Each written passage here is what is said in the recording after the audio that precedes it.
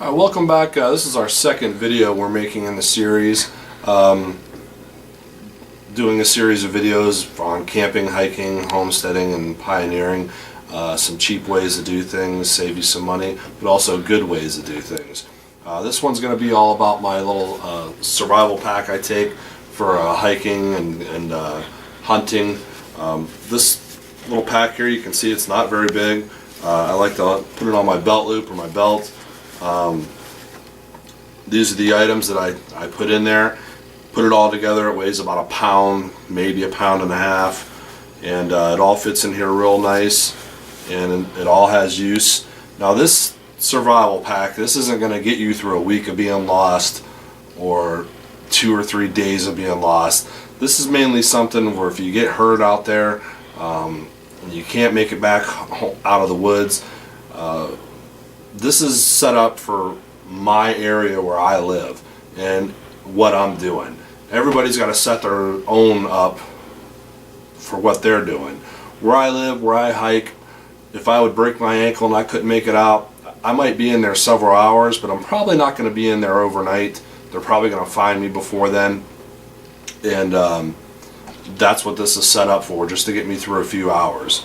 So you're going to have to use a little common sense on making your own what's put in there. First thing we'll go over is this is my knife, which I have length of cordage wrapped around it. I have about this piece is about 12 to 15 feet long. I recommend enough cordage 2 times your body length. All kinds of uses you can use it for. You can make a sling, you can use it for helping to make a little bit of shelter. Tons of uses.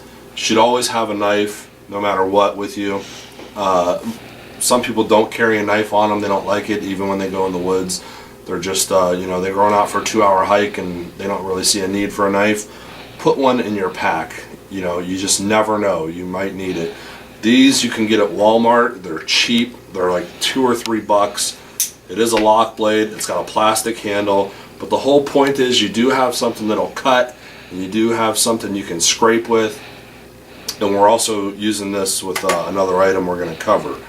But, you know, I think you're a fool to go in the woods without some kind of blade. Next we have a piece of tin foil. Folded up. This has multiple uses as well. You can open it up and you can use it to signal with. You can use it, you know, just... It has purposes, you know. It's hard to sit here and think of thing. What am I going to use this piece of tin foil as? But when you get out in the woods and you get into things, you realize you know, there's things you can do. You know, you're gathering some water. Maybe you found some edibles you can eat, and you can, if you get a little fire going, you can set them on this to cook with. All kinds of things you can use that for. It's another piece of tin foil. In here I have some medications. I have some water purification tablets. I have a couple of aspirin. I have some anti-diarrhea tablets, which could come in really handy. And also I have a few band-aids in here, and just wrap that up in tin foil. Once again, you got another piece of tin foil you can use, and it keeps all your stuff, all your little items together. Along with that, got a big bandage here if you got a big wound. Cover that up with a couple alcohol wipes. Clean out any wounds you have. The last video we made was about these cotton ball candles.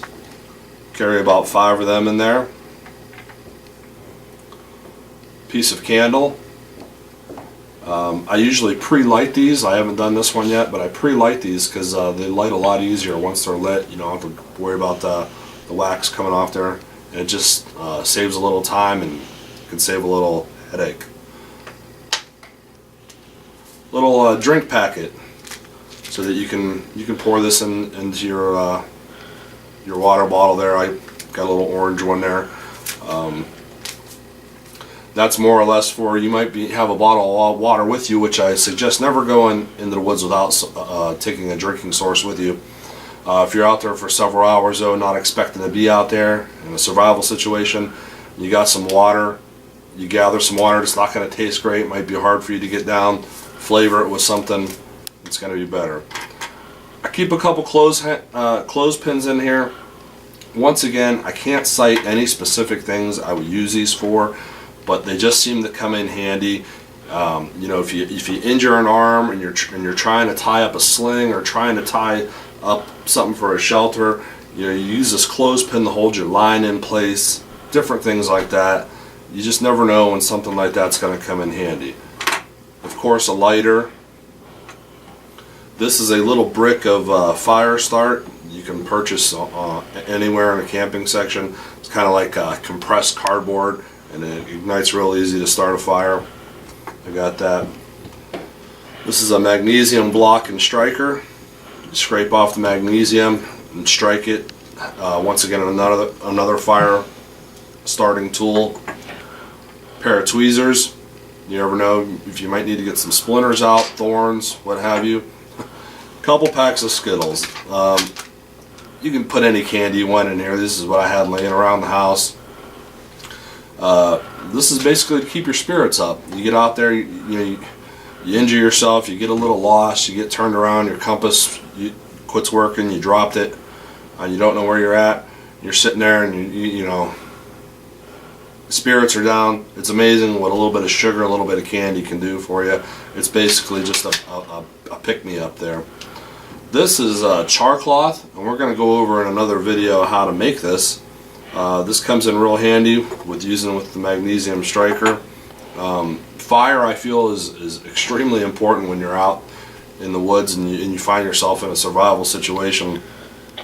That's why I have multiple ways here to make fire and keep fire and sustain fire, because I feel that's the most the most important element.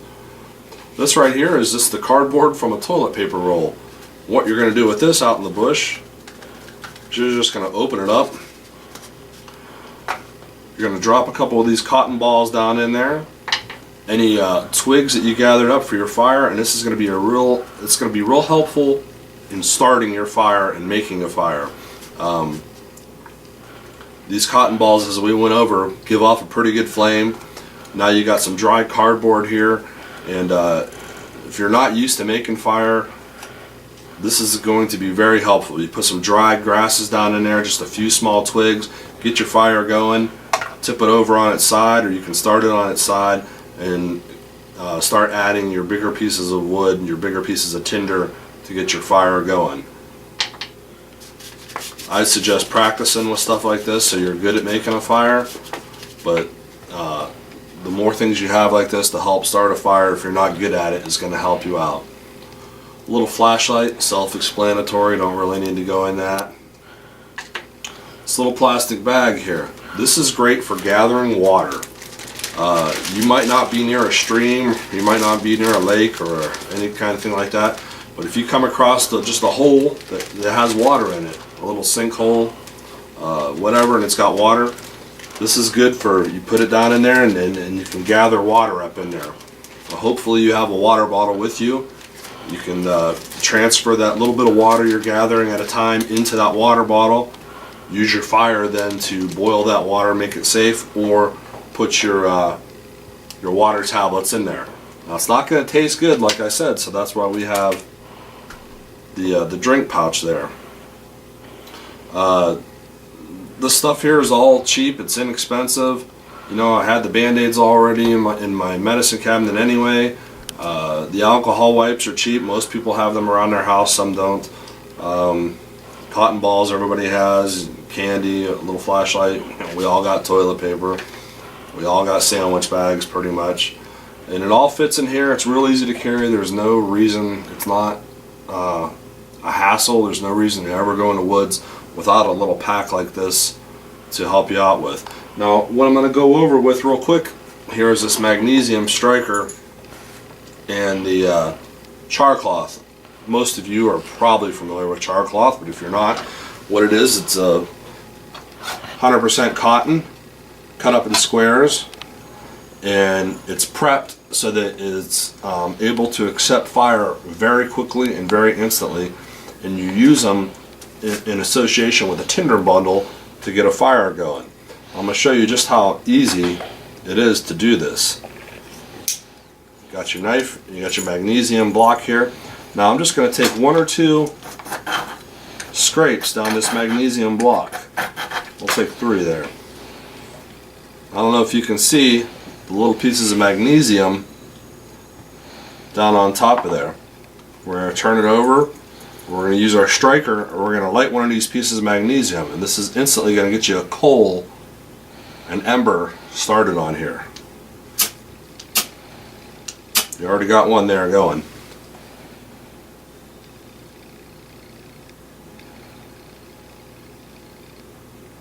Blow on a little bit. Now I don't know if you can see that in the camera. You already got some ember going there.